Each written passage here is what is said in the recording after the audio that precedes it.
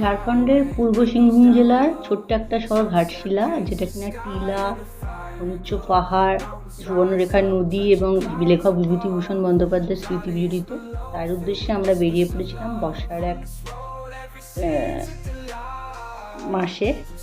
তো তার সেই যাত্রার কিছু ছবি এবং মুহূর্ত আপনাদের সাথে শেয়ার করলাম, দেখতে থাকুন। City streets pulse with energy so bright. Neon signs flashing in the depths of night. Skyscrapers stand tall, reaching for the sky. As we pass by, with dreams flying high. No maps, no plans, just an open road. Wherever it leads, we'll happily go. Each sight, each sound, a memory to keep. In this adventure, dreams run deep. On this road, every scene's a delight. From sunrise to starlight, day to night. Nature's canvas unfolding so grand. In this journey, we're living unplanned.